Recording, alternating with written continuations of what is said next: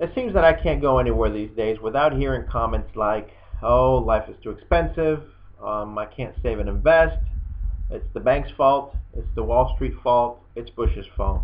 You know, these are just a few examples, but I hear a lot more of these, and these are what's called excuses. And I've always found it interesting that as people we are so quick to blame others or circumstances for our problems.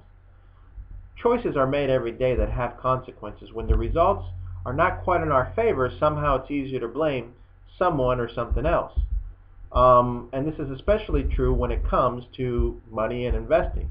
You know, an example of this is when it comes to retirement planning.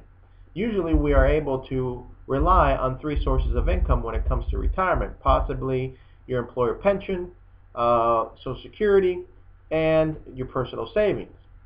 Now, if you don't have enough income at retirement, who are you really going to blame? Is it your employer's problem? Is it the government's problem? Or will you accept personal responsibility? One thing is for sure, and I see this time and time again, that the more time we spend on actually complaining or pointing fingers at others, the worse our personal situation and especially our financial situation actually gets. Hey, I'm not dumb, and I do realize that from time to time life does throw loops at us or curveballs at us, whatever you want to call it. And I do understand that institutions and governments sometimes do things that are flat out criminal, but it really does us no good to spend time spreading blame.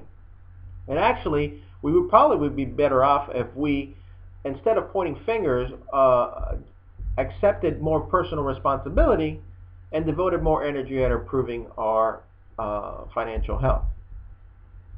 You see, complaining again does nothing to help. It only helps us for a short term because it makes us feel good, but remember what complaining also does. It doesn't allow us to take personal responsibility.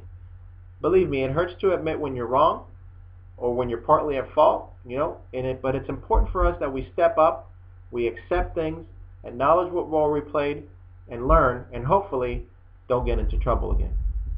So what do we do with this information? Well, it's important that we understand that life and money goes on no matter what. And it's always important to understand that these experiences that we've had in the past have formed the person that we are now.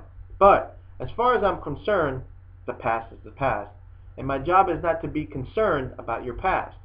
It's more important for you and for me that we get together and we concentrate on what actions we need to put in place so that you are able to go where you want to go as far as your finances, retirement, and your goals. You see, I can't get rid of the past. I can't get back the money that you lost in that bad real estate deal. I can't get back the money that you lost when you invested in that penny stock. I can't get back the money that you lost when you freaked out in March of 2009 and you sold everything. However, I can take a more prudent approach of putting together a plan and a portfolio that would allow you to move forward and make sure you are able to fulfill your goals and stop making excuses in the future. See you next time on Financial QB TV.